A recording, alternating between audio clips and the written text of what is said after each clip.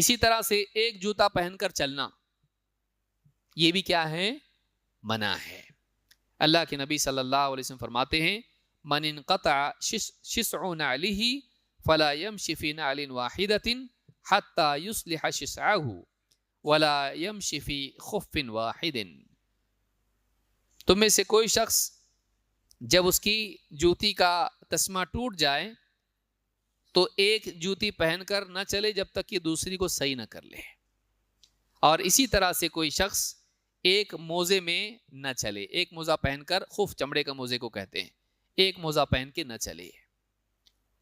جیسے بعض لوگ کیا کرتے ہیں، مسجد میں آئے یا کہیں پر بھی گئے، اور ظاہر بات ہے کہ جوتے بچھڑتے ہیں مسجد میں، تو ایک جوتا ادھر ہے تو ایک ادھر چلا گیا، کسی نے ہاں جمعہ کا دن ہے، پاؤں مارتے مارتے مارتے وہ وہاں چلا گیا، تو یہاں ایک پہنے گا، پھر وہ پہن کے چل کے جائے گا، اور پھر وہ دوسرا پہنے گا۔ منع ہے، یہ چیز منع ہے کہ آپ ایک جوتے میں یا ایک چپل میں چلیں اور پھر جا کے دوسری پہنیں، آپ اس کو اٹھا کے وہاں تک جائیں اور پھر دونوں ایک ساتھ پہنیں، تو اس سے منع کیا گیا ہے۔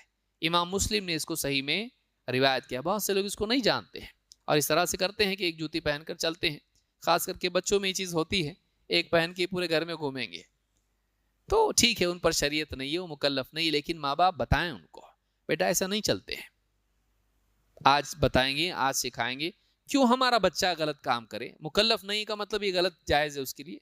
اللہ کے نبی صلی اللہ علیہ وسلم، آپ کے گھر میں چھوٹے بچے ہیں، آپ کے نواسے حسن ابن علی رضی اللہ تعالیٰ عنہما، صدقے کی کھجوریں رکھی ہوئی تھیں اور آپ تقسیم کر رہے تھے، بچے ہیں، کھیلتے کھیلتے کھیلتے ایک کھجور اٹھا کے منہ میں ڈال لی۔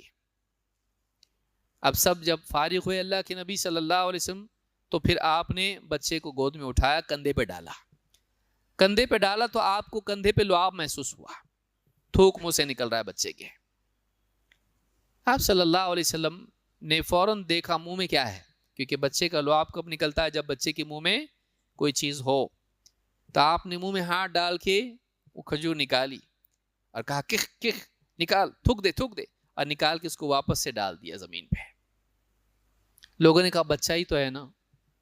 آپ نے کہا ہم آل محمد کے لیے صدقہ حلال نہیں ہے، اور آپ نے بچے سے بھی یہ بات کہی ایک روایت میں، کیا تجھے معلوم نہیں ہم صدقہ نہیں کھاتے؟